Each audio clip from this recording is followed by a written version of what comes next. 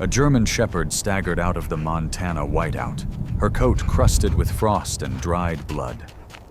Inside a shuttered cabin, a former American officer gripped a bottle, his final decision in hand. Then a thin sound rose from beneath the floorboards. 3 newborn cries. He opened the trap door, and the moment pulled him back from the edge, proof that second chances still find the broken. Where are you watching from? Drop your country in the comments. If you believe no one human or animal should be left behind in the cold, hit subscribe. Hamilton, Montana had the look of a town holding its breath. The late-season storm had rolled down from the north before sunrise, laying a hard white crust over Main Street and turning truck tires into quiet ghosts. Streetlights burned through the snow like dull coins. A diner's neon open flickered under a rime of ice. Inside, a lone cook moved like a metronome behind the pass, steam lifting from coffee in thin, disciplined spirals. Beyond town, the Bitterroot Mountains rose in blue-gray plains, their tree lines swallowed by whiteout, the switchbacks up Skalkaho Pass reduced to suggestion. The air was so sharp it seemed to shave sound, and every fence post on the ranch land wore a sugar-capped hat. It was a morning when even the confident drove slower, when you could feel the country's distance and the weight of winter on your chest. Jack Bennett watched it all through a windshield that trembled with the effort of his wipers. He was 47, built like a man who once set his days by Reveille and the smell of gun oil, shoulders square even when fatigue bent his spine. Weeks of poor sleep had hollowed the planes of his face. A short, uneven beard darkened his jaw, peppered with silver at the chin and sideburns. His hair, tightly cut once, had grown out in a way that made him look perpetually windblown.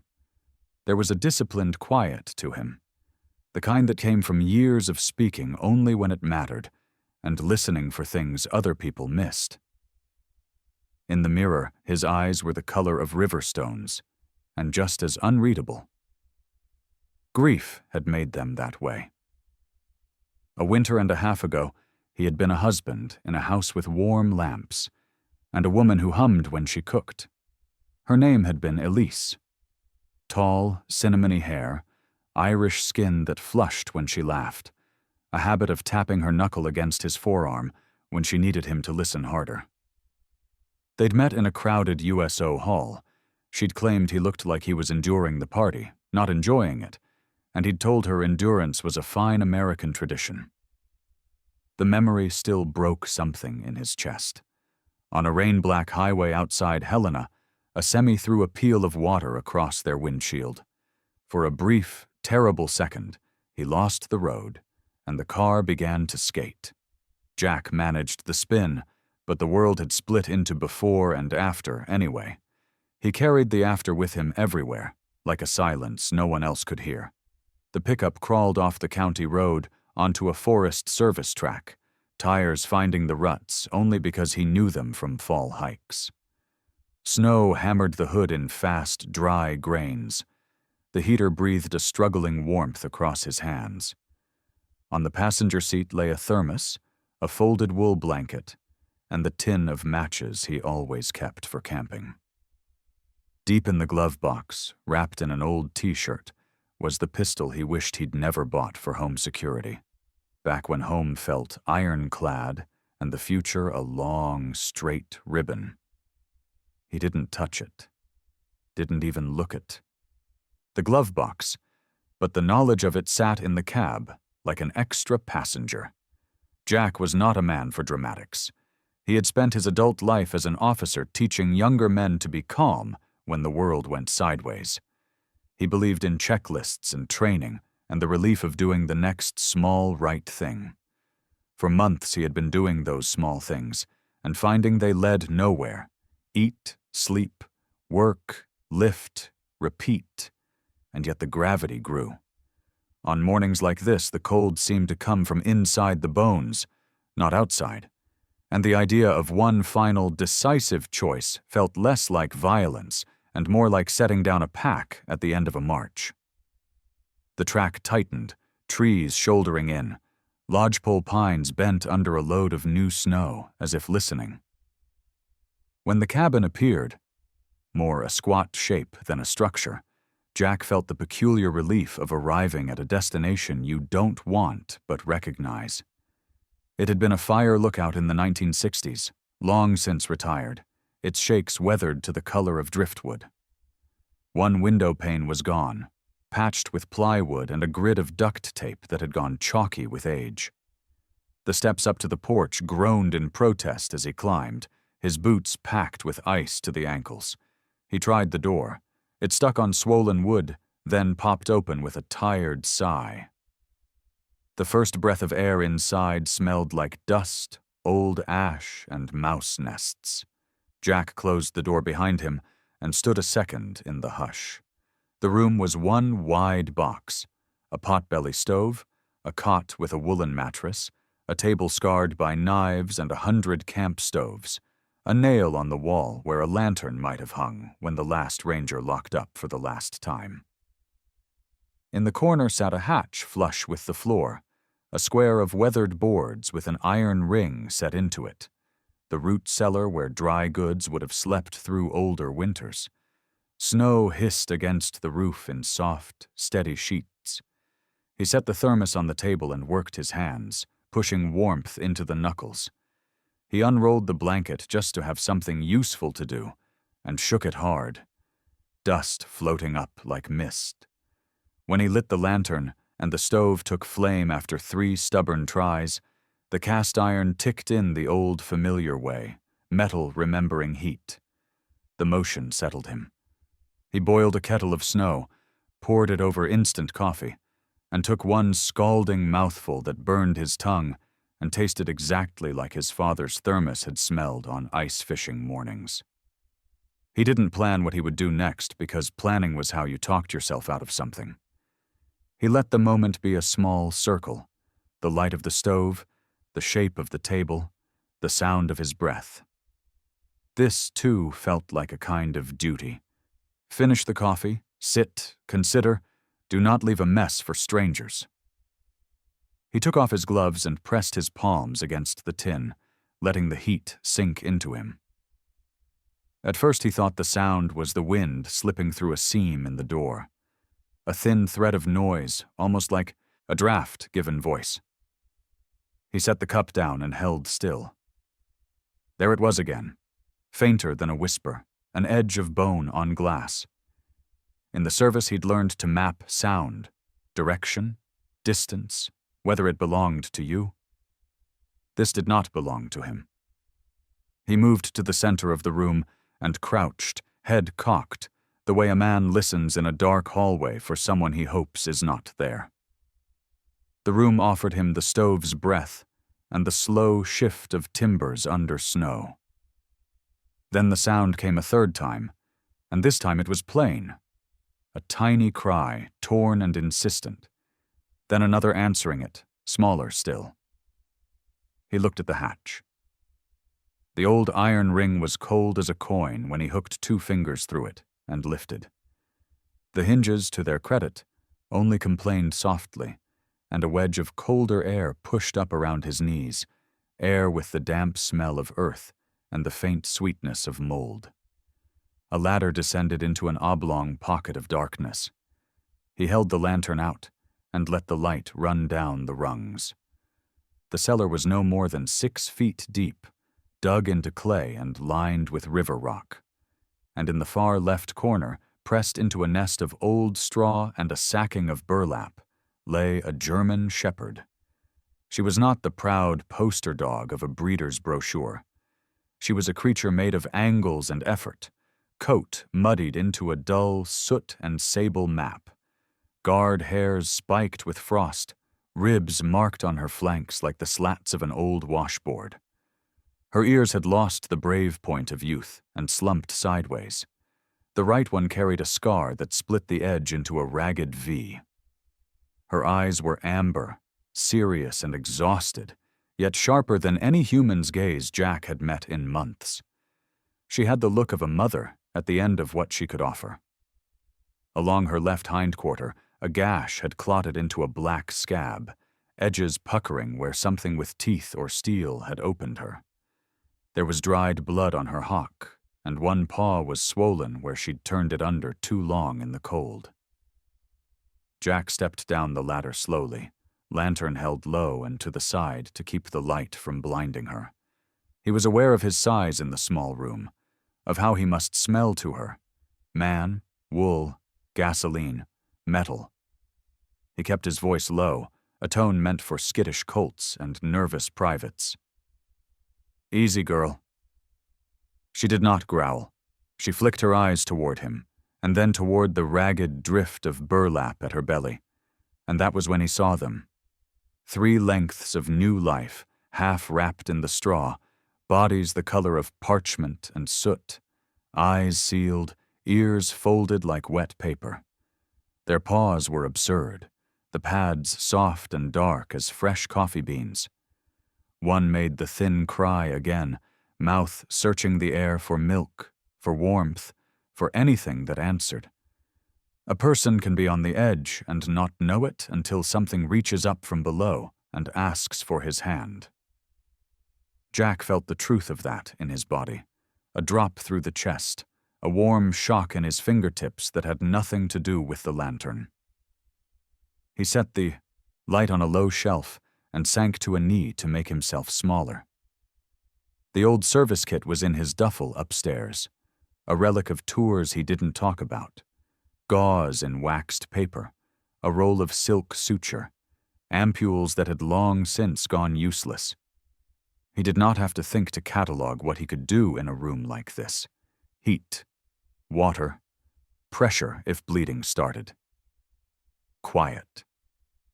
He looked over the shepherd's face, saw in the glaze of her eyes something all mothers share, an inventory of risks, a plea too dignified to be called that. "You've done good," he said, and the words nearly undid him, because he could not remember the last time he'd said them to anyone, least of all himself. He reached to test the straw and found it wet with her breath and the snowmelt that snaked down between 2 stones. The pups were cold in the way of things that don't yet know how to hold heat. Jack shrugged out of his coat and slid it under the burlap, making a higher, drier bed.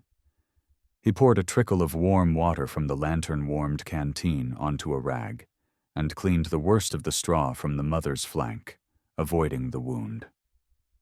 As he worked, he spoke the way you do to babies in a hospital tent or recruits on their first week of field exercises, steady, matter-of-fact, unwilling to give fear more air than it needs.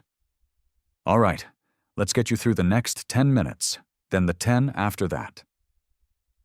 The smallest pup wriggled free and rolled onto its back, showing a pale belly and a mouth that did not seal right at the top lip. He knew what that meant, not the whole diagnosis, not in this light, but enough to feel the old training wake up. He cupped the tiny body, surprised again by the weightlessness of it, and set it against the curve of his palm to warm it while he checked the mother's teats with 2 gentle fingers. Milk. Thin but there. The pup's muzzle nosed clumsily and then fell away, frustrated. "Okay, little one," he said, words a breath, not a sound. "We're going to make you a bridge." The how of it, the suture, the improvisation, belonged to what came next and would require steady hands and better light. For now he eased the pup back against its siblings, pulled the coat over the little heap of them like a tent, and rested his palm on the mother's shoulder. She leaned, almost imperceptibly, into the pressure, like a tired person who remembers how to accept help. The room had steadied into a rhythm. 3 thin breaths, 1 shallow pant, the soft hush of snow on the roof. Jack could feel his pulse slow to meet it. He pictured the glove box upstairs and the pistol inside it like something in a museum case, an artifact that had nothing to do with the living business at hand. He drew a longer breath than he'd taken in months and tasted iron from the cold on the back of his tongue. "I thought I came here to finish something," he said to the dog, to the room, to Elise wherever she lived now, some clear place he didn't have language for. "Looks like I was wrong." He gathered the lantern, climbed the rungs 2 at a time, and came back with the kit, the blanket, the thermos, a half-loaf he'd forgotten he'd shoved in the pack last week. He worked by the yellow orb of the lamp, sleeves rolled, focus narrowed to the inch in front of him. The hatch stayed open, heat from the stove fingering down to pool in the cellar. When the smallest pup latched for the first time, awkward and tenuous but real, Jack closed his eyes. Not in prayer exactly, but in the kind of thanks a man gives when somebody hands him another hour he didn't earn. The snow kept falling. Somewhere in the trees, a branch let go its load with a thump like a muffled drum. He thought of the town below, the diner still lit, the cook still moving, a world he might return to. Not tonight. Tonight there was this room, and these 4 beating hearts, and the knowledge that he was no longer alone with the bad idea he had come up here to carry out. He shifted on his haunches and settled in for a long watch. The lantern hummed. The mother dog's eyes fluttered closed, then opened, checking him, accepting him, holding him to account. Jack set his hands in his lap, and, for the first time in longer than he could say, let himself believe that morning would matter. He had not saved anyone yet, but he had been interrupted, and sometimes, he knew from harder lessons, interruption was the first miracle.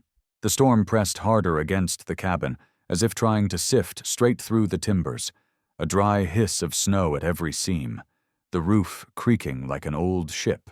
Jack Bennett leaned over the cellar hatch with his lantern braced on a tool shelf, sleeves rolled, breath hanging pale. The German shepherd lay in the straw with her head tipped toward him, eyes a worn amber that kept their duty even as her body trembled from exhaustion. The 3 pups were a tangle of soft ribs and folded ears against her belly, 2 of them nosing instinctively, the smallest turning its face side to side without finding purchase. Jack had seen wounds that could be closed and wounds you simply guarded until help arrived. This, he knew, was the first kind. He set his battered field kit on the floorboards and took stock the way training demanded. Hot. He had that, the stove upstairs drawing slow and steady. Water, snow to boil, a canteen already warm. Light, yellow and clean from the lantern globe. Clean surfaces, limited. But he could make do. A folded square of his own t-shirt, scrubbed in melted snow and dried by the stove. Gauze and pads in waxed envelopes that rustled like old leaves.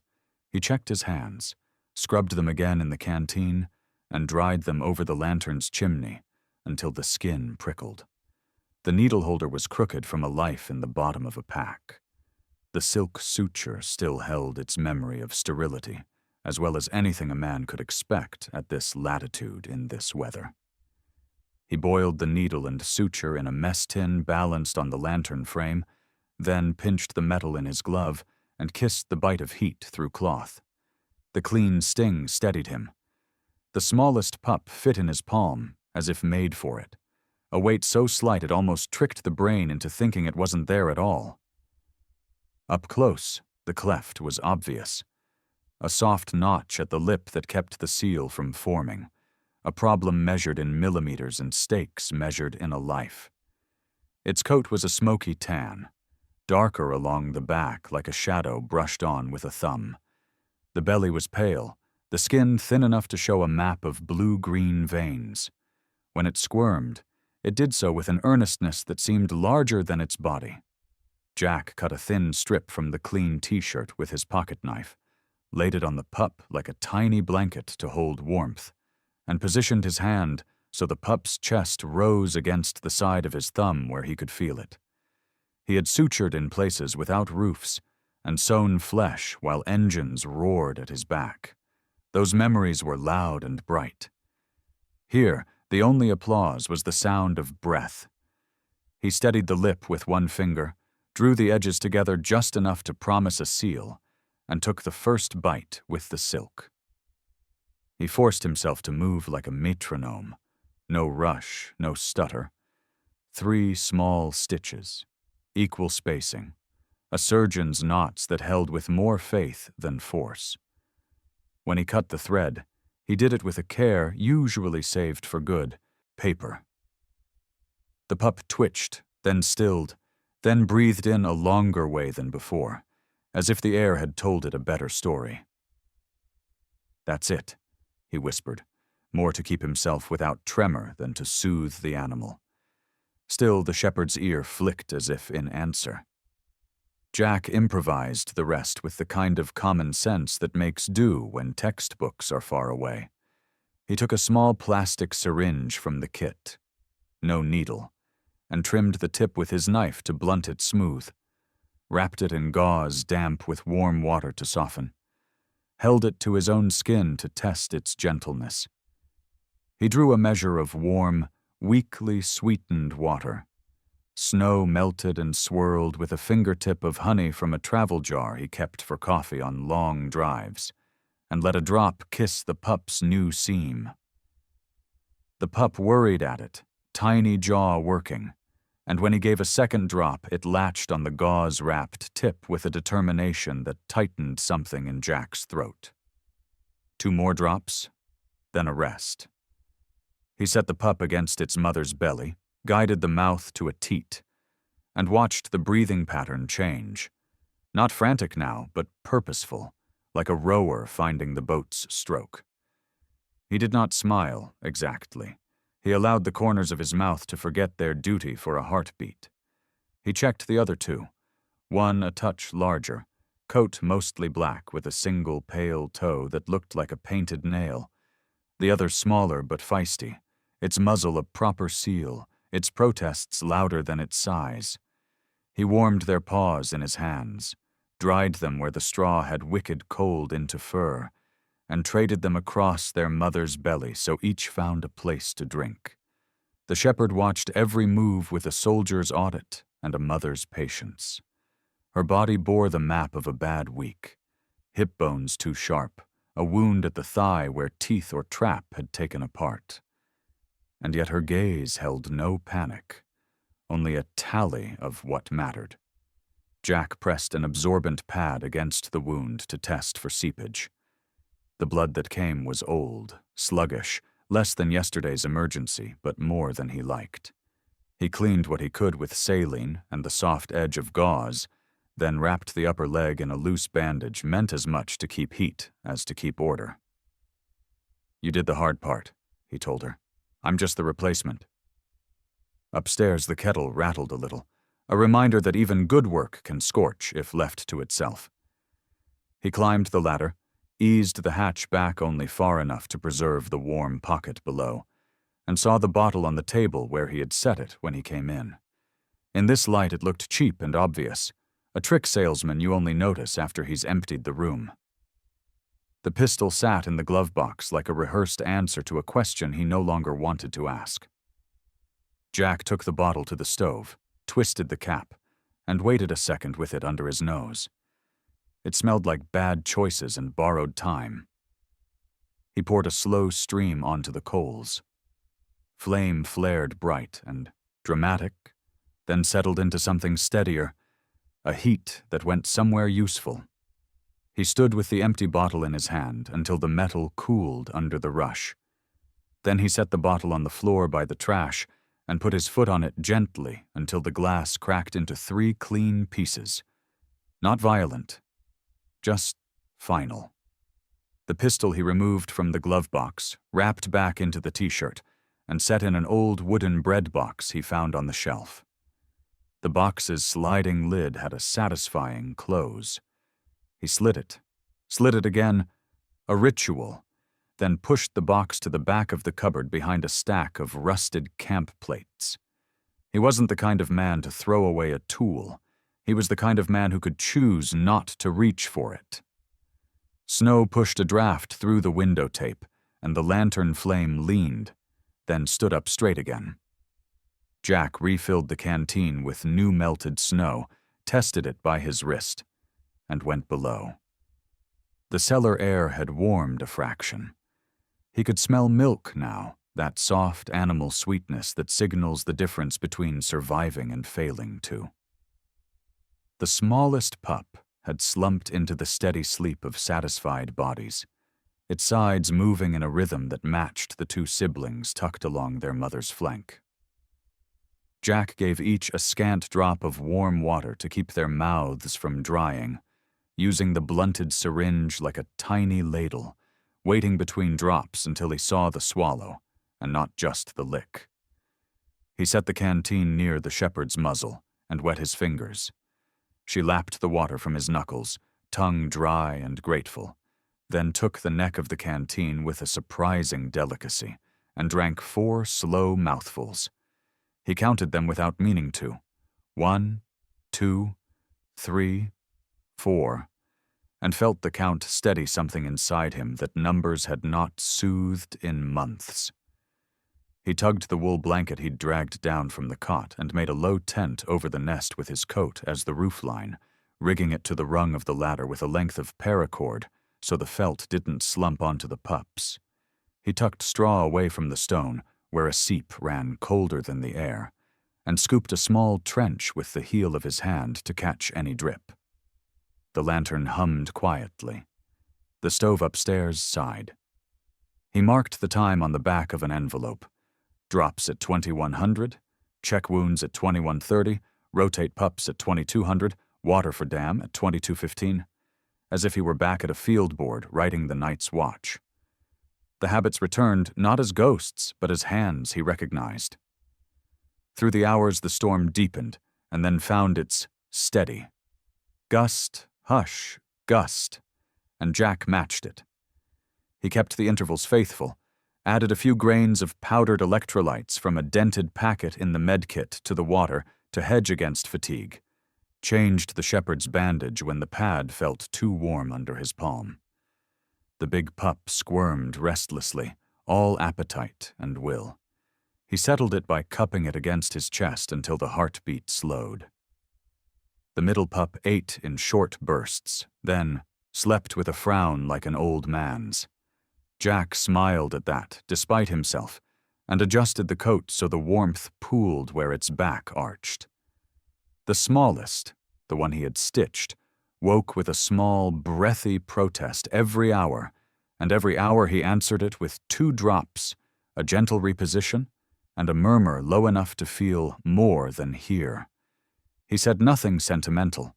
He said things like, good, and there you go, and hold fast, words that mean the same in a storm or a surgery or a night you didn't expect to live through. Near midnight he took a single bite of the old loaf, chewed until it was a paste that remembered the idea of bread, and washed it with coffee gone lukewarm. He did not feel hunger as much as the need to remain a person made of steady decisions. He thought of Elise the way you think of a coastline when you're too far out to see it. Known, charted, still defining the map even when the horizon is empty. He did not speak her name into the cellar because some names are a kind of air you save. Instead, he kept moving, kept the measures, kept the watch. He checked the shepherd's gums, paler than he preferred but not paper white, and pressed a finger to the skin above her paw to see the color return. He noted the return and little else. Anything larger could be for daylight. Once the wind shoved hard enough that the lantern's mantle chimed and the hatch thunked. Jack braced it with a length of wood and tested the knot twice, not because it would fail, but because doing so reminded him he had choices in his hands.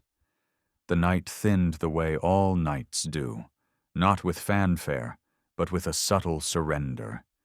The sound of the stove took on a brighter edge. The lantern's circle felt more golden than yellow. The pups, if he had to score them, had gained a sliver of competence. The smallest managed 3 clean swallows in a row, then rooted on its own, and held for a full 30 seconds. Jack noted the 30, and then, for once, allowed himself the smallest exhale of victory, chin tipped to his chest, eyes closing long enough to reset.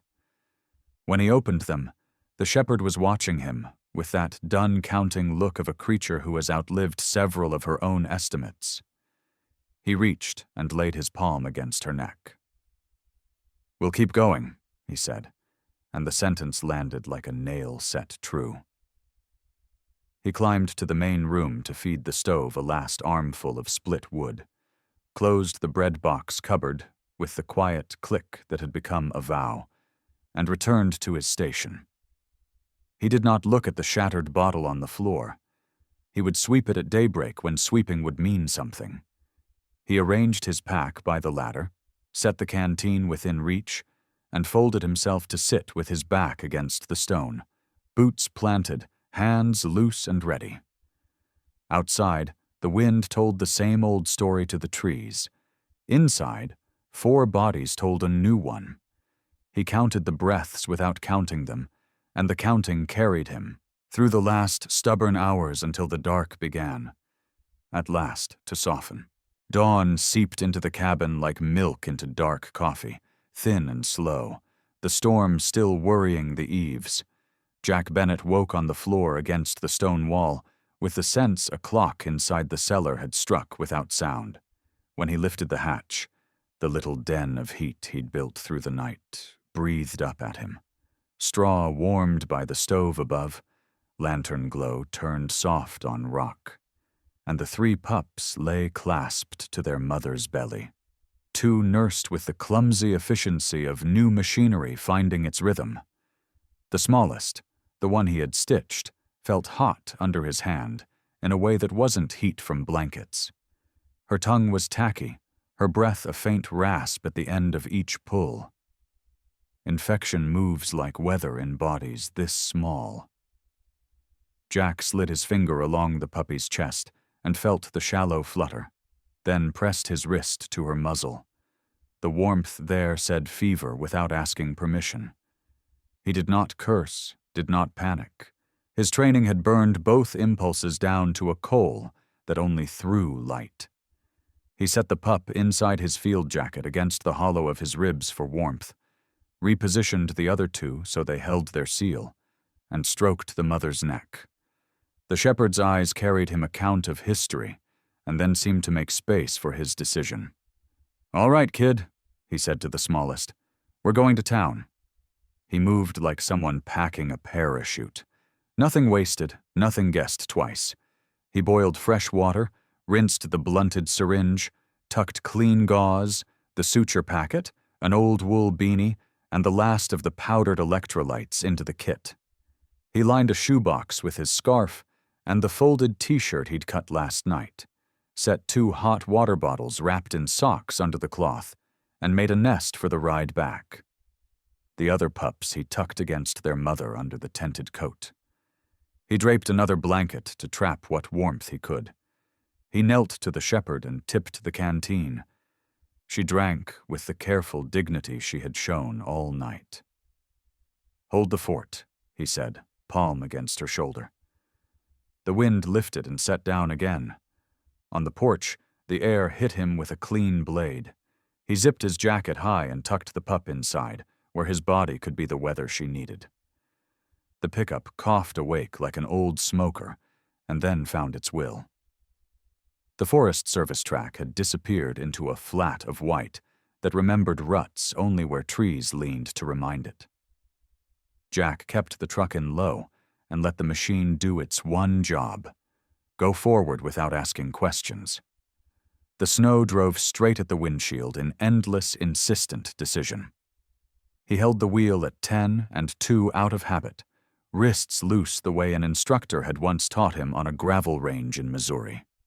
Flex, don't fight. He spoke to the small heat in his jacket, without shaping the words into anything a person could repeat. When the county road found him, he found a ribbon of gray, and the faint suggestion of other, tires that had tried it before him. The world opened its palm a little. Hamilton's edge appeared with the first plowed berms, fences waking up from under their white quilts, a mailbox wearing a hat. He drove past fields where dark cattle stood like punctuation, past a gray stand of poplar that always caught the wind like a choir. The town itself was doing what towns do when winter gets loud. Men in orange watch caps leaning into shovels, a city plow shouldering slush off Main, a woman with a bright scarf pulling a reluctant beagle down a path she'd carved with patience. Jack parked in front of the clinic with the modest brick facade and the hand-painted sign that never tried to be fancy. Miller Veterinary and Rescue. He had come once years ago with a dog his neighbor couldn't afford to treat. The memory had the clean edges of good people doing good work. A bell over the door chimed him into warmth. The scent was a layering. Disinfectant that meant order, wet wool, coffee, a whisper of dog biscuits. Behind the counter, a young woman in scrubs glanced up, freckles scattered on the bridge of her nose like a handful of cinnamon. Auburn hair caught in a ponytail that made a question mark when she turned. She had that sturdy kindness you see in people who choose animals for their livelihood. "Morning," she said, eyes going from Jack's face to his jacket, as if she could hear the bundle breathing. "You look like a story." "Emergency," Jack answered, his voice rough from not using it for hours. "Newborn. Fever." The door to the back swung open, and Grace Miller came out at the kind of pace that says she'd already decided to be useful before she knew how. She was mid-30s, tall and straight in faded green scrubs under a slate cardigan, an oval face that balanced resolve and rest, ash-blonde hair twisted into a knot that had been assembled for function. Square-rim glasses perched low on her nose, the kind people push up without knowing they've done it. Her hands were clean without being showy, the nails short, the knuckles fine, the kind of hands that remembered the weight of things. The tone she used had graduated from chaos years ago. "Jack Bennett," she said, a small opening of surprise softening what could have been clinical. "I thought you'd left the county." "I almost did," he said, and that was as much truth as the lobby needed. He unzipped his jacket and eased the pup into her palms. Grace's eyes did what good doctors' eyes do, took in and measured at the same time. She checked gum color with a light press, counted respirations without counting aloud, held the pup to her cheek for temperature the way practiced hands sometimes prefer to trust the skin. "Let's get her on oxygen and start antibiotics," she said to the room. To Jack. "You did well with the warmth. She's got fight. We'll give her a push." The receptionist, name tag reading Maddie in careful black marker, rolled a small cart into the exam room while Grace moved with economical care that never once felt hurried. In the light, the pup looked smaller and braver than she had in Jack's jacket. Grace explained as she worked, not condescending, not sermonizing, a stream of clear information designed to keep panic at bay. Likely aspiration or early pneumonia, common with cleft repairs or weak latch, amoxicillin clav first dose intramuscular, then a take-home regimen. Warmth, hydration, very small frequent feeds. You know the drill. Jack nodded. "I can follow orders." "That's why I liked you," she said, then caught her own candor and turned it into a professional half-smile. "And why the Corps liked you too." She drew the dose, pinched skin, placed the shot so deftly the pup only squeaked on the exhale.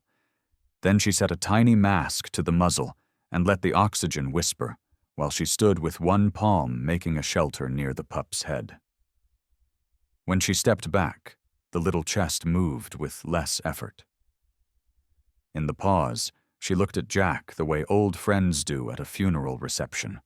Soft, unsentimental, knowing the conversation they're not yet having is the one that matters most.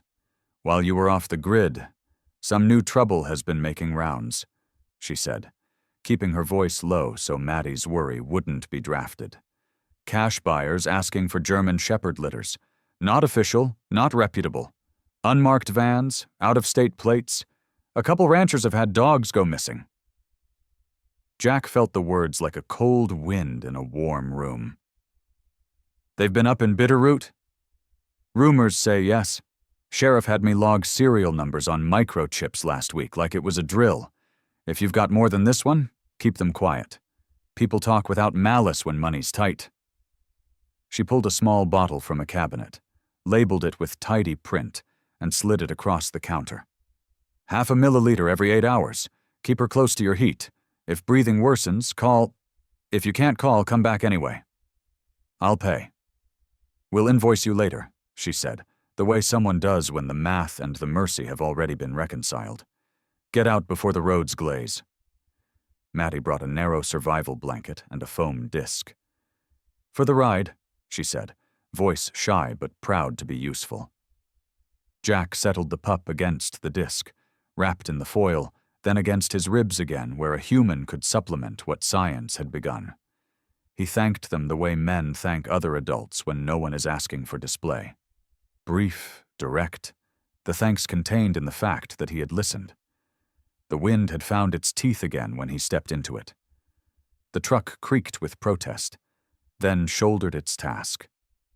Jack drove slower than fear wanted him to. The mountains received him with their old, permanent attention.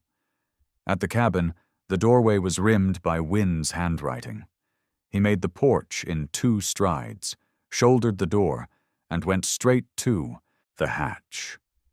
The cellar let go of the night's warmth in one sigh around his knees. He saw the 2 larger pups first, breathing in tandem where he had left them, their bellies round with borrowed milk. Then the mother. She lay with her head on the folded edge of the blanket as if she had been watching the ladder. Her body had the stillness that signals a debt paid in full. There was no drama to it, no demand. It was the end of a long shift honestly served. Jack set the smallest pup, now drowsy with medicine and oxygen remembered, into the nest beside her siblings, and laid his hand on the shepherd's neck out of habit. He knew before his fingers told him. Loss came like weather, too. He did what men alone do best when there is no audience. He made it gentle. He wrapped her in the coat that had warmed her children, gathered her with the caution due to a body that had done its duty, and carried her out to the lee of a stand of young pines where the snow was soft. The shovel found ground with that dull thud that says the earth has given permission. He dug until sweat glued his shirt to his spine, despite the air's bite, set her down as if sleep could still be the right noun, and covered her with the slow humility such moments require. He marked the place with 3 smooth stones he pocketed from a creek bed the previous summer, lined them like words. Back inside, he washed his hands because it is important to separate acts. The pups stirred. The smallest turned her head with more purpose than she'd had that morning, mouth working like a promise. He fed the other 2 a drop each of warm water, and then watched all 3 in that suspended way people have, when they're waiting for the universe to confirm it has not taken back what it just gave. When the smallest latched, awkward, brief, then again, better, Jack let his lungs complete the work they'd begun back on Main Street. He looked at the trio and said, "That's brave," nodding at the heavy one with the painted toe. "And your faith," to the frowner with the sensible swallow. "And you, little furnace, are hope." The names felt like stakes set around a small, bright camp. The wind had shifted when the snowmobile engine stitched its way up through the trees, a sound distinct from storm and creek. Jack stepped to the door and saw the man he recognized from trail notices and safety talks in church basements. Samuel Ricks swung off the machine with the slow efficiency of someone who has learned how to spare his back. He was in his early 50s, thick through the shoulders in a way that promised work rather than gym time. A beard gone salt and pepper, eyes the mild blue of someone who prefers to ask before he judges. His Green Ranger parka was scuffed, the radio on his chest worn smooth at the buttons. His gloves were the kind that show mended seams. Storms etch lines in faces, but grief etches the deeper ones. Samuel had a pair of those bracketing his mouth. "Morning." "Hi," said. Voice pitched to carry in wind without being a shout. "Came up because the trail cameras said a truck took the service road last night, and we like to make sure trucks don't become statistics." His gaze moved over Jack's shoulder to the stove, the hatch, the careful order of a man doing triage on a life. "You got little ones?" Jack didn't answer with words. He lifted the hatch. Samuel took off his gloves before he looked, a gesture of respect as much as practicality. He crouched with a small groan, saw the three, saw the empty place animals leave that only another animal understands, and let out a breath that carried his own story. "My boy had a shepherd," he said. "Dog slept through thunderstorms but started shaking when the wind hit just right. Some sounds don't leave us." He stood with a decision made. "Listen, there's been talk down mountain of a crew paying cash for shepherd pups. They're not church-going folks. If word gets out you're nursing 3, you'll have visitors you don't want. I'm not here to take anything from you. I am here to tell you there's a place that can stand between you and trouble." He outlined it plain. The Second Chance Canines program outside Missoula, a shelter rehab run by former handlers and vet techs, with contracts, legal backing, a fence line that meant it. He gave Jack a laminated card from his breast pocket with the number of the director, and wrote another number on the back with a carpenter's pencil dulled by a dozen jobs. "If you decide you need them, call. If you don't, keep your light low at night and don't let anyone see you hauling sacks of feed. I'll pretend I came up here to check culverts." Jack considered the room, the stove, the hatch, the brand new names. "I'll keep them quiet," he said. "For now." Samuel nodded as if this had been the only answer possible. "Good. I'll swing by in a day or two under the guise of measuring snowpack. If you need anything before then, diesel, baited traps for that pine marten I saw sign of by the creek, you call the number I wrote. That one's mine." He tugged his gloves on and paused with one hand on the door. "You did right by that, Mama," he added, a sentence pronounced like a benediction. "Not everybody gets the chance. Not everybody takes it when it comes." The snowmobile stitched the sound of leaving into the trees. Jack watched the cut it made in the white, and then closed the door with the quiet that belongs to vows. He went to the hatch. The pups were a comma of sleep, breathing in 3 parts. He took the little bottle Grace had given him from his pocket and set it by the lantern, where it would remind him of the clock he now kept. He touched each small head with one finger, the way a priest might touch brows with oil, and set himself to his new watch with the season and the world exactly as unreliable as they had been yesterday. Only now, in this small room under the storm, there were names. Night came with the clean, metallic cold that makes snow squeak under boots, and the first danger announced itself as light, where there should have been none. Jack Bennett stepped outside at the whisper of smoke and saw the woodshed behind the cabin throw a dirty orange against the trees. The flames were fast and chemical, climbing the stacked kindling like a ladder someone had kicked against the wall. He grabbed the shovel, scooped snow in armloads, and smothered corners until steam lifted. A hotter edge flared from inside, accelerant. When the worst of it dropped to a hissing bed of coals, he saw the note nailed to a split beam, paper curling at the edges, letters scrawled with a marker that bled in heat. "We know you." Beside the beam, tire tracks looping in and out of the trees where a truck had idled with its lights off, then backed away. He took the paper down, folded it in half, then in half again, the movements neat and controlled, and slid it into his breast pocket as if it were a receipt he would need later. 15 minutes after he tamped the last glow to black, the snowmobile came up the service road, its engine stitching the dark. Samuel Ricks swung off with his usual care, 40 pounds of winter gear narrowing to the man beneath, broad through the shoulders from work and not from a gym, salt and pepper beard trimmed close, eyes the steady blue of someone who prefers to listen.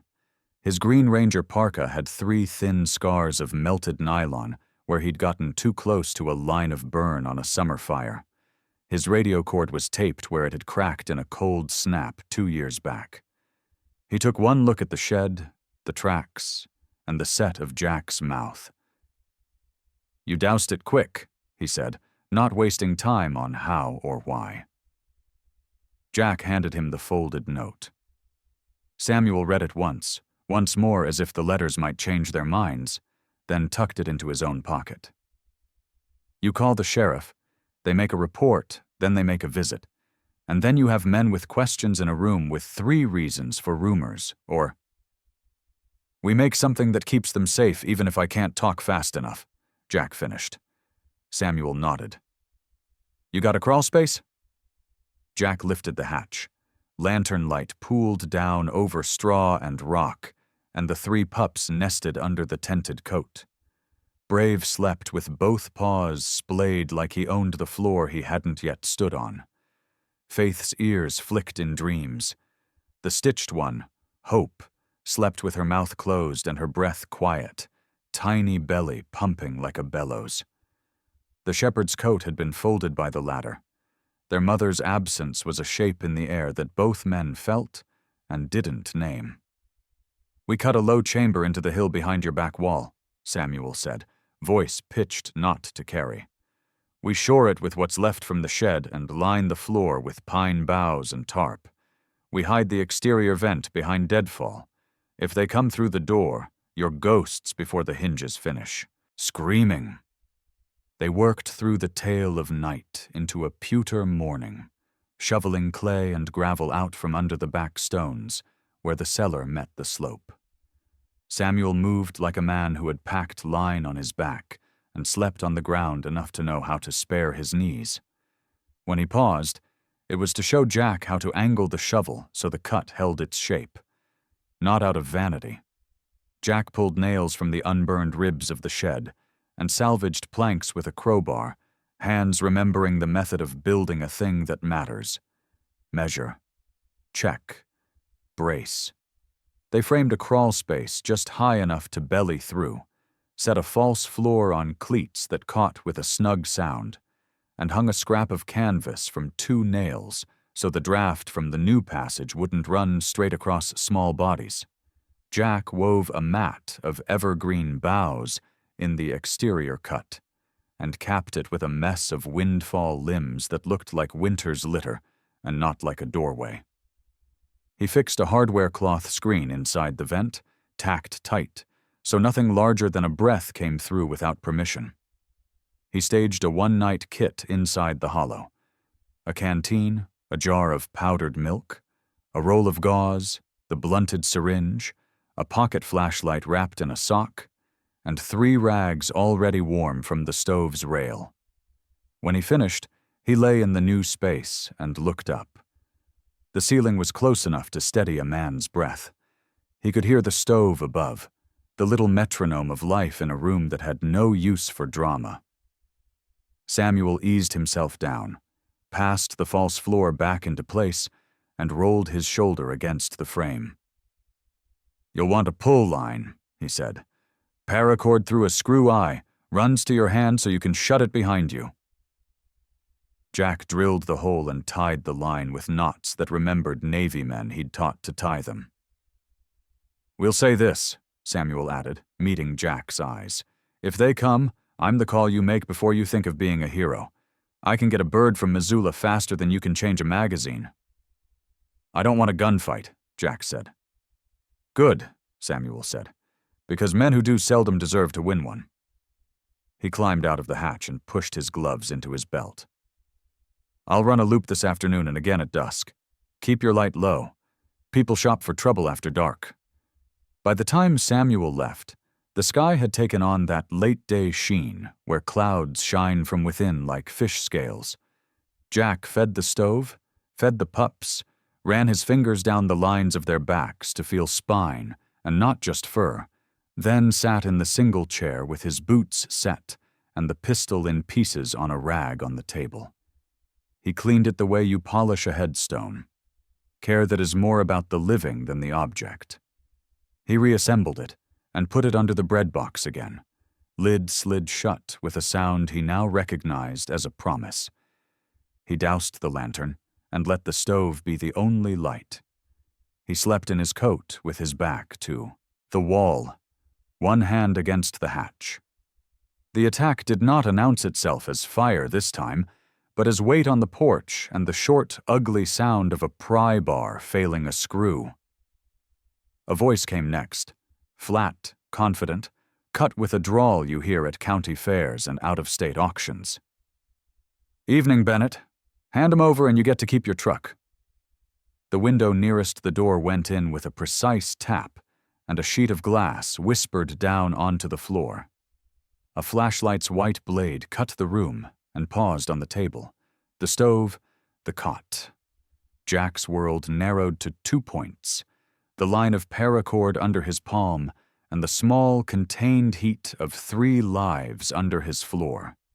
He pulled the hatch open 3 inches, slid through, eased it down above him in a practiced, soundless move, and pulled the cleat that locked it from below.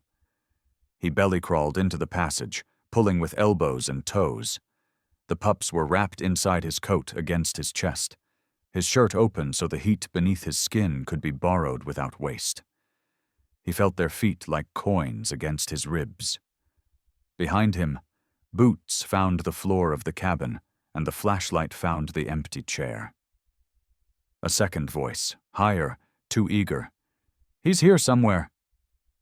The passage was tight, rock on one shoulder, timber on the other. Jack kept his breath slow and measured so the coat wouldn't press too hard against the pups' faces. At the exterior vent, he paused to listen. The man with the flat voice moved with the patience of someone who has practiced entries. He didn't bother with threats. "Boys like you always think you owe the world something," he drawled. "You want to pay? Pay me. I take care of shepherds." Through the slats of deadfall, Jack saw the rectangle of his own window, a moving light, the black shape of a man against a paler snow. The cut the snowmobile had left on the trail had glazed into a darker line. Footprints bit the backyard where 2 others had fanned out in a loose half-circle. Jack slid from the vent, stayed low, and worked across the slope toward the timber where the wind had combed snow thin and old grass stitched through like thread. He knew the lake was 300 yards through the trees. In summer, it was a shallow bowl with reeds at the north end and a waterline bleached clean on the rocks. In winter it was a drum, sometimes sound and sometimes not.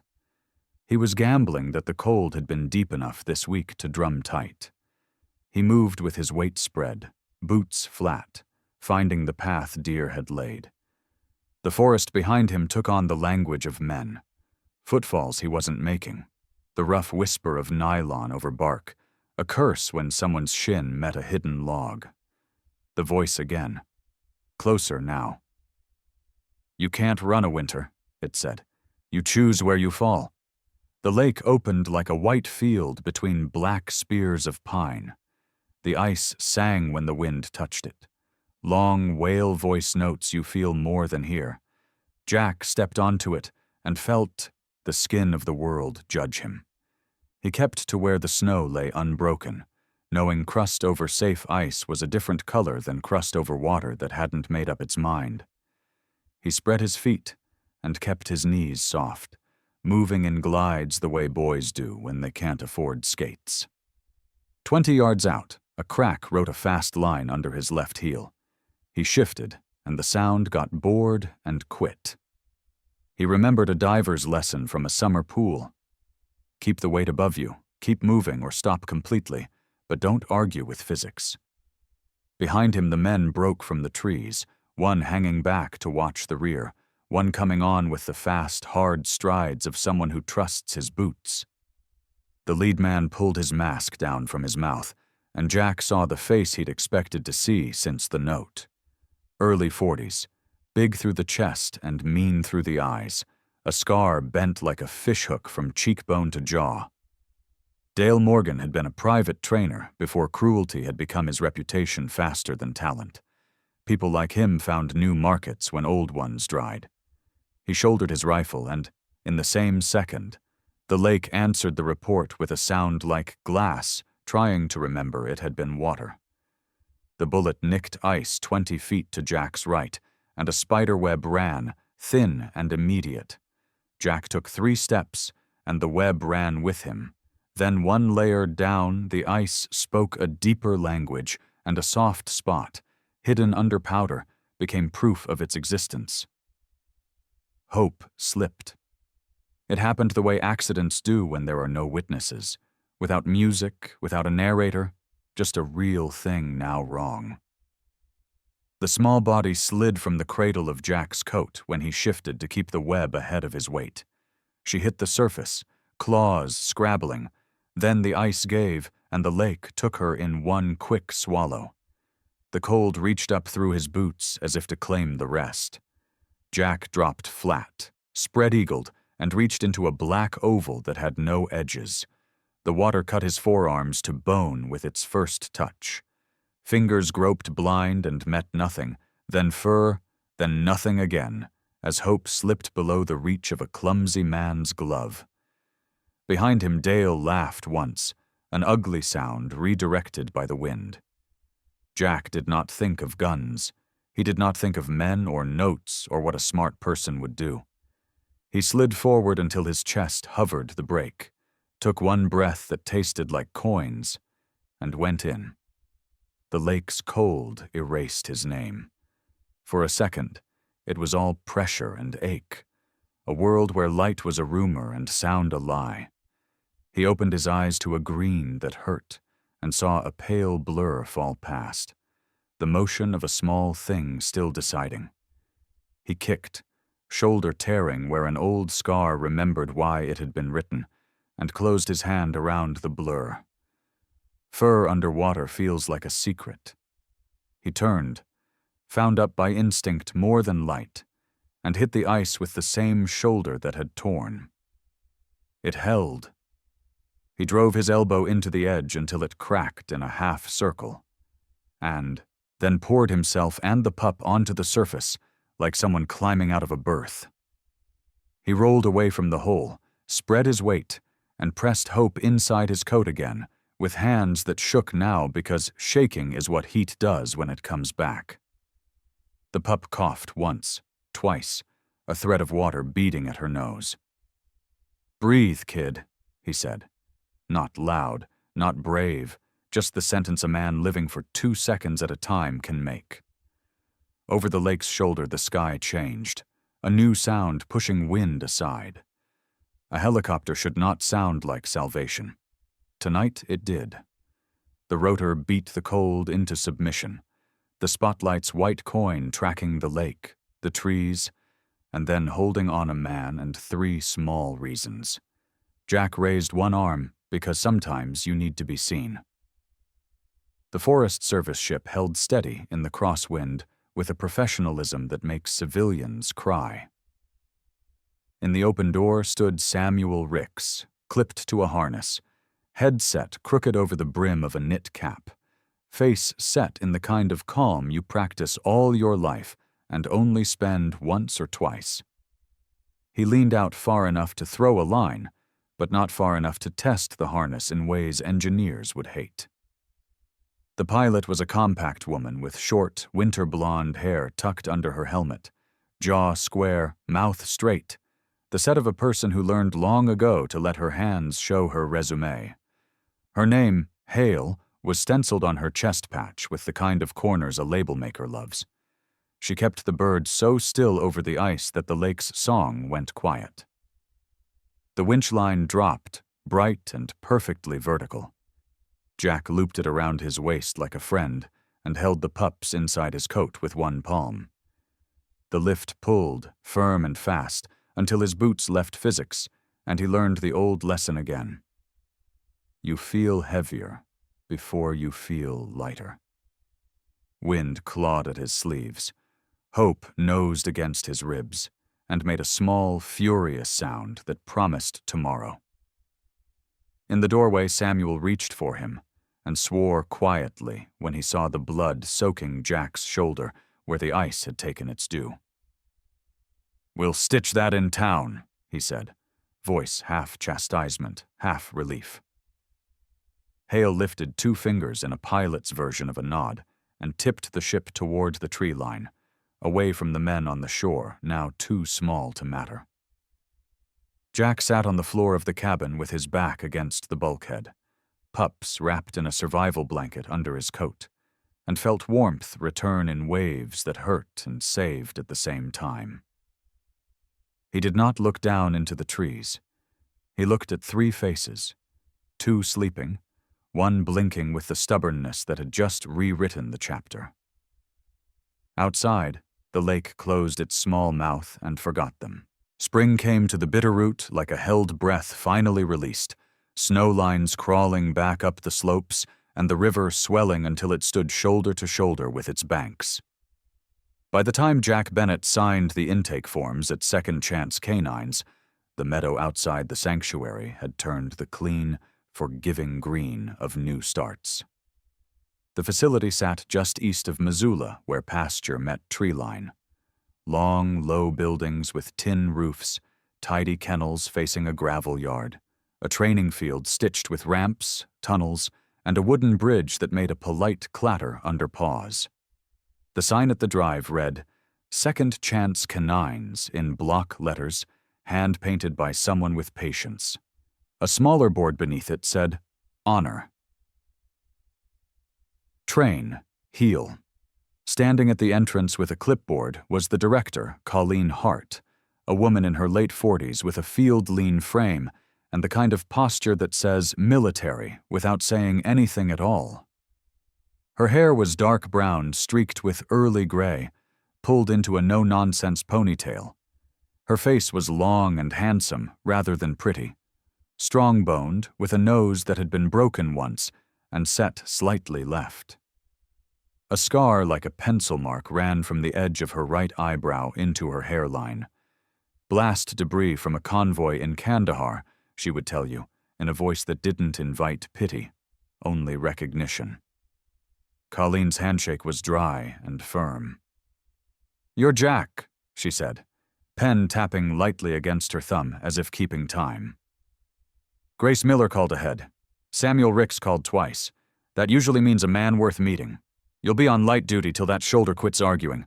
We work at the speed of truth here." She pushed a paper across the desk for him to sign. "And for what it's worth, you'll find the coffee drinkable and the rules merciful." Jack nodded, the small smile not yet comfortable on his face. "Copy?" He did not tell her he'd poured the last bottle into a stove weeks back and hadn't touched anything since. He didn't need to. Colleen looked at him the way good leaders do when they smell a decision on you and decide not to make you recite it. "Trainer you'll shadow is Reese Navarro," she added, stepping out of the office and into the clatter of the yard. Reese was across the field, a man in his mid-30s with wrestler's shoulders and a mechanic's hands, black hair buzzed short, a clean shave despite a jaw built to carry a beard. His eyes were dark and amused the way people's are when they like their work. He wore a battered ball cap with a faded SAR patch, a short-sleeved tee despite the chill, and forearms lined with old scratches and a compass rose tattoo half hidden by a watch band. Reese had grown up south of El Paso, a ranch kid who learned to keep his voice low around skittish animals, and his temper lower around men with better boots. Fire season had put him on a hot-shot crew for 5 years. A line-of-duty knee injury took him off the mountain and into dogs. He waved when Colleen called his name, jogged over with an easy gait, and stuck his hand out. "Bennett," he said, the accent a warm underline.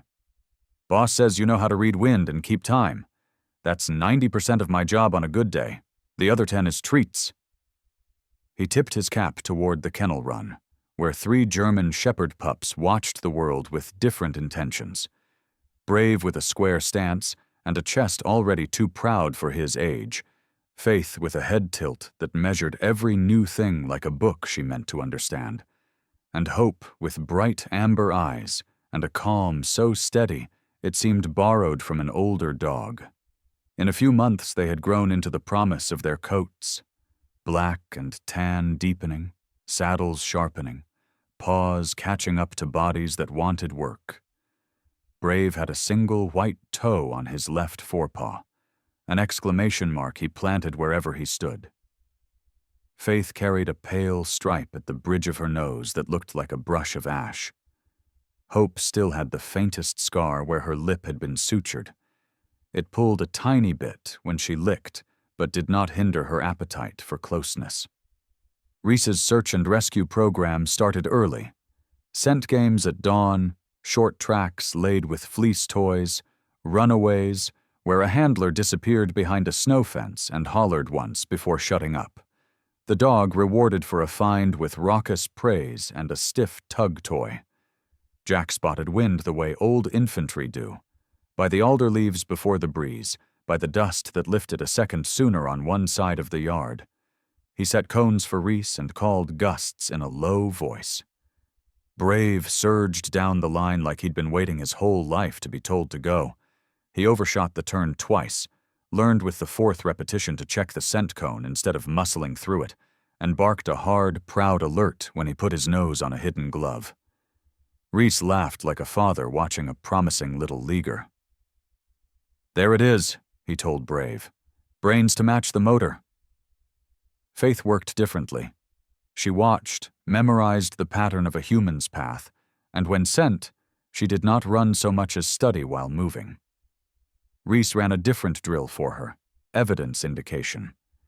He dragged a strip of denim over dirt, then set it beneath a cement block.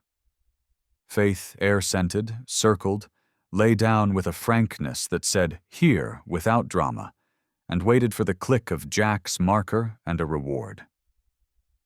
"She'll make a ranger's life easy," Reese said. "Sign work, scat detection, trail checks. Brain dogs don't get bored out there." Hope's day took place in a different corner of the property where the noise was softness and the work was quiet on purpose. The therapy program ran out of a sunlit room with scuffed hardwood, framed photos of working dogs on the walls, and a shelf of coffee mugs with phrases like, "Best day is a dog day." The coordinator was Aaron Red Callahan, late 20s, small and strong in the way of people who carry kayaks alone. Hair a true Irish red in a braid, freckles on a face that smiled with her whole mouth without apology. Red had left a hospital's pediatrics unit when shift work, and the kind of nights you don't talk about began to put a tremor in her hands. The tremor disappeared here where she taught dogs and humans to stand still together. Her voice was low and round, and she used it sparingly. She greeted Jack with a chin lift. "You the one who went in the lake?" she said, head cocked with admiration rather than awe. "Good. Hope likes people who show up when it hurts." The first therapy rotation paired Hope with a man named Tanner Miles, early 30s, square in the jaw, short sand blonde hair grown out too long for regs, but cut by someone who still cared, a cuff of ink disappearing up his sleeve. He sat in a wheelchair with the casual competence of a person who has logged miles in one, thighs corded from transfers, shoulders strong. Tanner had been an army medic balancing two lives, the one where his hands learned to close bleed-outs faster than adrenaline, and the one where he came home and watched too many friends lose their heads to the quiet. A winter road accident finished what a blast had started. L23 damage, no more running unless it was in dreams. He had a dry wit that he used like a shield and a patience that he never advertised. Red coached, "Let her choose you. No reaching, no pity in your eyes. She hates pity."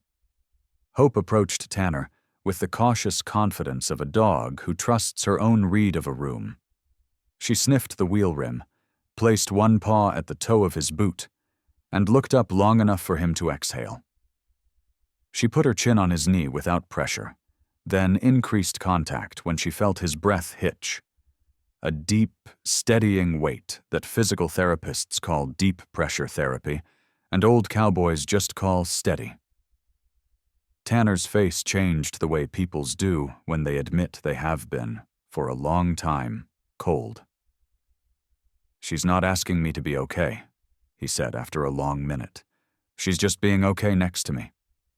"That's the whole job," Red answered. Jack watched, his shoulder field-dressed by the clinic, until muscle remembered how to behave, and felt a stitch give way somewhere near the place where the bottle used to talk. Afternoons belonged to discipline and laughter in equal measure. Colleen ran handler classes with a whistle and a dry erase board, writing commands in block capitals and circling the ones people slack on. Stay, leave it, come, muttering about how human nature is harder to train than canine. She wore jeans and boots and a parka-like armor and kept her wedding ring on a neck chain because the knuckle had changed shape when she pulled a friend out a window years ago. Her husband, a high school science teacher with the humor of a good lab, dropped by with boxes of donuts shaped like bones and said things like hydrogen bonds to the dogs, as if they might listen. Reese took Jack to the rubble yard, a training pile of pallets, cinder block, and rebar where Brave learned to trust his feet. They hid a tech student under a safe slab and sent Brave in with a bark alert command. The young man, Tobin Nguyen, 19, black hair clipped tight, quick grin even when he was dusty, had signed up for 2 reasons, he said. His mom's banned me, and the belief that dogs made liars of impossible situations. Brave hit the source, planted his white toe, and barked until Reese's click marked the success. "You're loud and right," Reese told the dog, feeding a tug. "We can work with that." In the evenings, when the sun made the field a calendar of long shadows, Jack wrote. Not reports. Those he filed efficiently, the way officers always have. But a short ledger in a battered notebook Colleen had handed him with a raised eyebrow and no instructions. He listed 3 lines a night, never 4. A thing that was hard. A thing that was good. A thing I did that helped.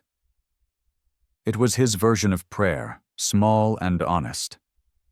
He noted the morning he smelled spruce pitch for the first time since winter, and the afternoon Hope chose a patient in the VA wing without prompting, and the way Faith checked the breeze before crossing the yard like she was reading a book he couldn't see. Sometime in April, Samuel Ricks rolled up in his Forest Service truck, out of uniform on a day off, wearing a flannel shirt, and a smile that lived more easily on his face than it used to. Faith's head snapped, and her tail did that quiet metronome wag she reserved for people who carried woods in their clothes. Samuel scratched behind her ear with the respect due a colleague. "You coming to work or what?" he asked, and Faith stepped into the truck cab like she'd been waiting all year to hear it. Her assignments came gentle at first. Trail checks after windstorms, scat surveys for a grad student with a hard part in his hair named Calder, missing hiker drills with volunteers who couldn't stop looking at the sky because they were grateful to be the ones found this time, not the ones lost. Jack watched her back half disappear through the truck window and felt, cleanly, without the sting of loss, how right it was for a creature built to notice to go where noticing mattered. Brave continued to grow his engine and his aim. Reese put him on water drills when the weather allowed, sending him off a low dock into the sanctuary pond to build a love of cold, deep water that would one day make him someone's miracle at 2 a.m. Hope spent her hours making stillness, the most underrated work in the country, leaning into a teenage girl's shudder after a bad dream in family services, letting Tanner tell the same story 3 days in a row and hearing it like it was new, nosing a veteran's fist open to drop a squeaky ball and unwrite an hour of clenched jaw. Jack allowed the shape of his days to stay simple. Get up before light, Feed, clean, work, learn, write, sleep, and let the absence of alcohol be unremarkable on purpose. When he found himself laughing at a handler's crooked leash or wiping mud off Brave's shoulder with the kind of care people reserve for fancy cars, he didn't examine it. He just kept going. On a Wednesday, Colleen caught him outside the office, thumb tucked in her pocket, pen behind her ear, sun making the silver in her hair plain. "I could put you on payroll if you're done pretending to be a volunteer," she said. "Assistant trainer.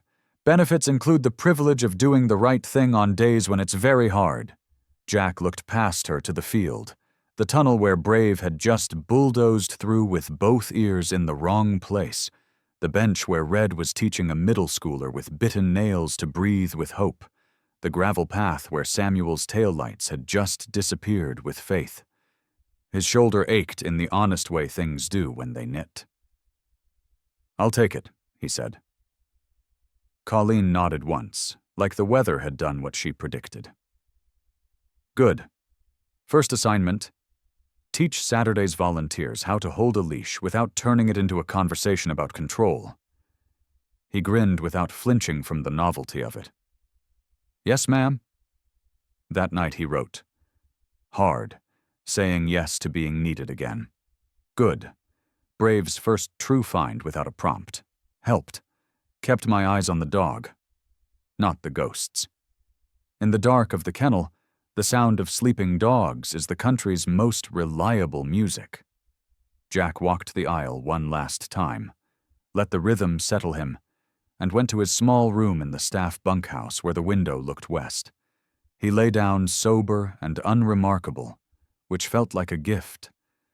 Somewhere out in the valley, a train sounded, the long, low note that makes men think of leaving and staying in the same breath.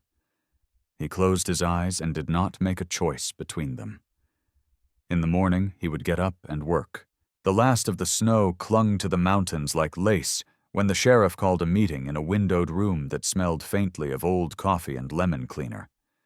Hamilton's courthouse had seen rodeo permits and water disputes and custody battles. Today it made room for what people had been whispering about all winter. Sheriff Paula Whitcomb stood at the head of the table with the patient weight of a woman who had grown up baling hay before school. Mid-50s, tall and square-shouldered in a tan uniform that fit like honest work, she wore her gray-streaked brown hair in a thick braid down her back and kept the brim of her hat on a hook like a promise.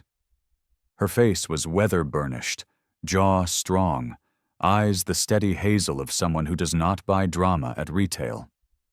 Beside her was Deputy Miguel Ortiz, early 40s, compact and tidy, a trimmed black beard outlining a mouth that usually preferred listening. He had a small scar at his eyebrow from a high school baseball accident and a calm you only earn by choosing to be the quiet in rooms that like to get loud. Across from them, Assistant County Attorney Leah Rosen, late 30s, olive skin, and a coil of dark curls she pushed back with a fountain pen, had the quick, precise voice of a person who learned to ask the next question just before a witness remembered the answer.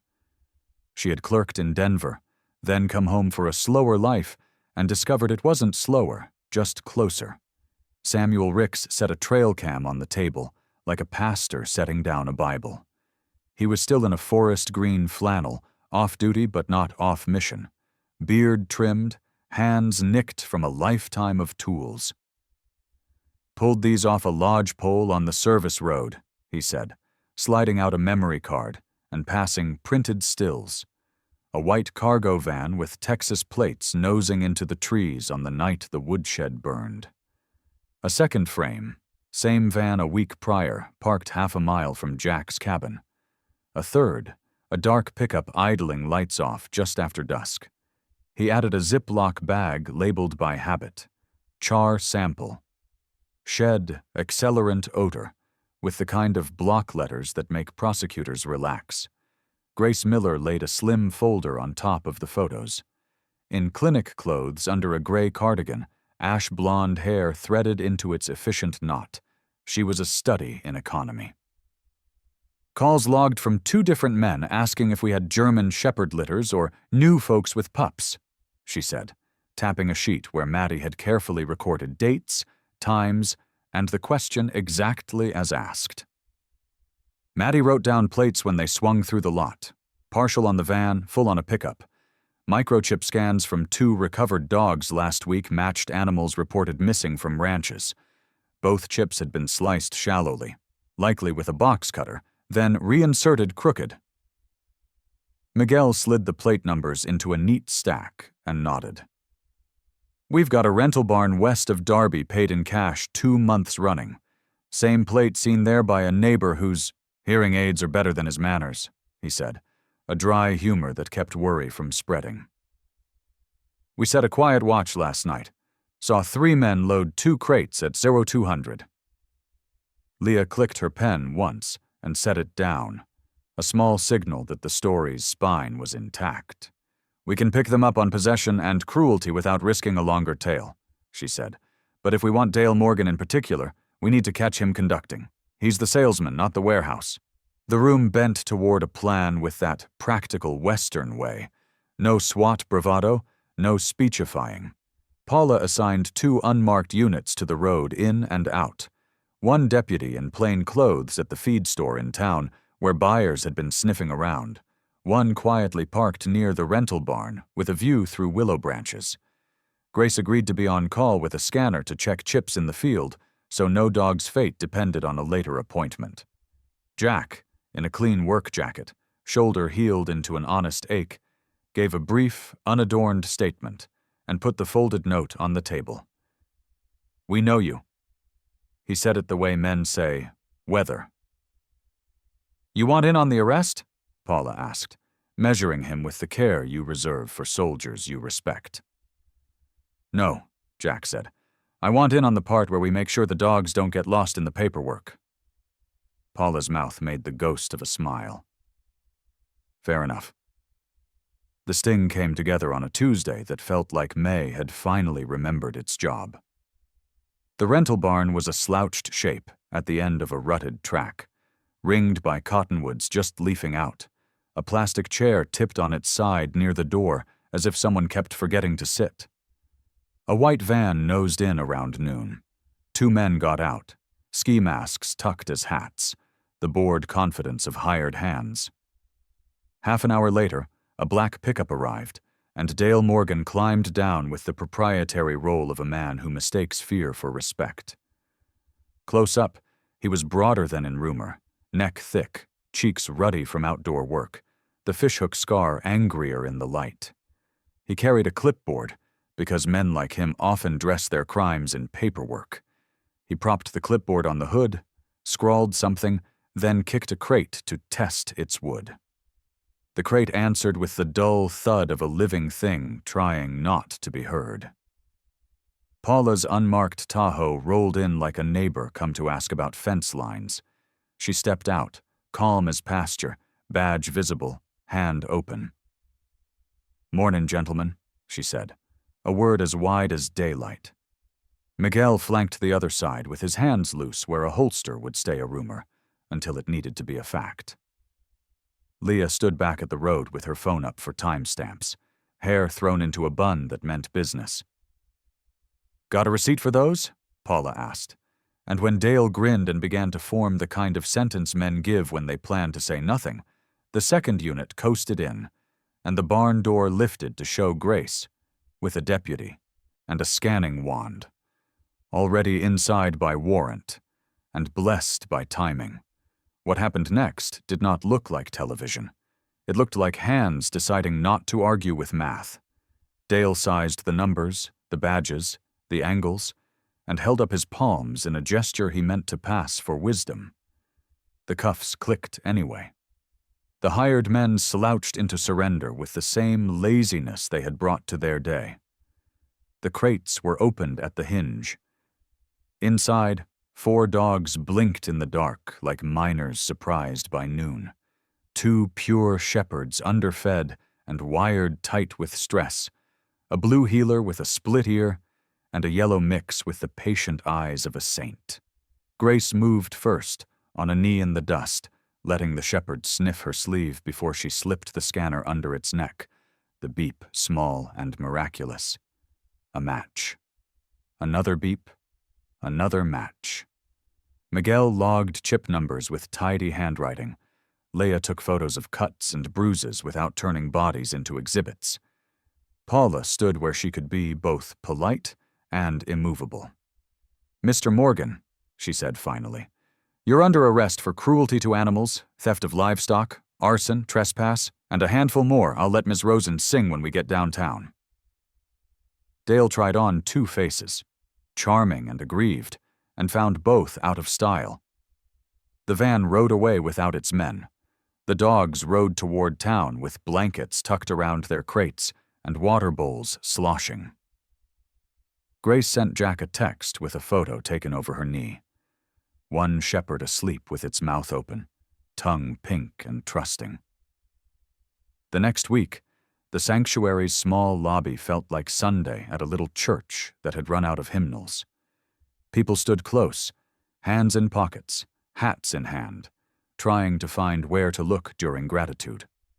On the back wall, Second Chance kept a modest display for objects that meant something because someone had carried them through a season. A chewed tug toy retired after 100 fines, a snapped leash from a flood rescue, a faded photo of a dog named Duke, whose plaque read, "Faithful to the End." Jack stood with Colleen and Reese and read, while Samuel and Grace slipped in at the side, the way people do who don't want praise to find them head on. The display case had been cleaned until the glass stopped arguing with light. Inside, on a felt pad, lay the pistol Jack had kept like a bad plan and then taped into a bread box. A small brass plate below it carried an inscription cut clean. Not an end, but a beginning. Colleen spoke the fewest words possible. "Tools do what hands tell them.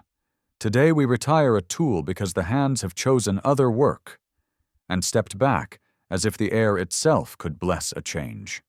Jack did not make a speech. He nodded once the way you nod at a graveside when the shovel thuds just so, and that was enough.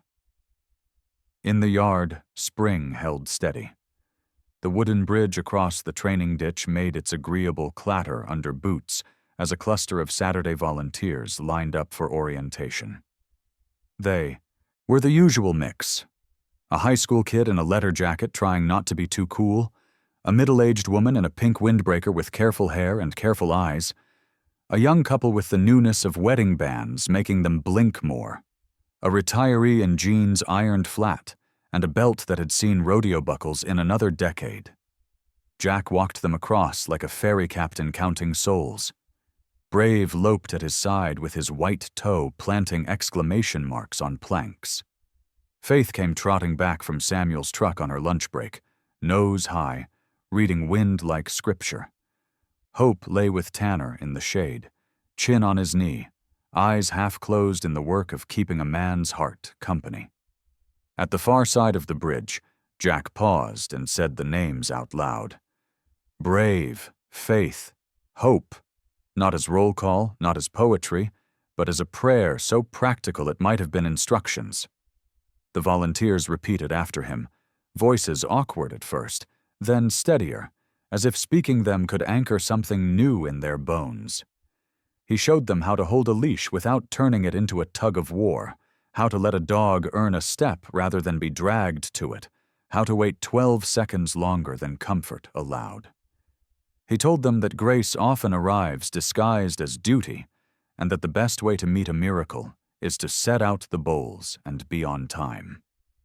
When the hour ended, they filed back over the bridge, boots clacking, hands looser, eyes softer. Jack stood mid-span a moment longer, feeling the old ache take a breath and make room. The mountains kept their still good counsel. The field lifted a clover smell into the afternoon. He touched the railing, wood warm from sun, and counted 3 blessings without writing them down. Maybe the miracle wasn't thunder from the sky, but a string of small obediences. A man choosing to stay, a dog choosing to trust, a day chosen over a bottle. God often answers us in assignments we didn't ask for. Grace shows up in work clothes. So this week, do the ordinary with a faithful heart. Check on a neighbor, make the hard phone call, fill a bowl, forgive an old hurt. If you have a little warmth, share it. God can turn it into someone else's rescue and your own. May the Lord bless you and keep you, steady your steps, and in every cold season place a hand in yours and a light on your road home. Amen. If this story gave you hope, share it with one person who needs a second chance. Comment where you're watching from and write Amen if you're praying for fresh starts. Subscribe for more true stories of courage, compassion, and the God who meets us in the ordinary.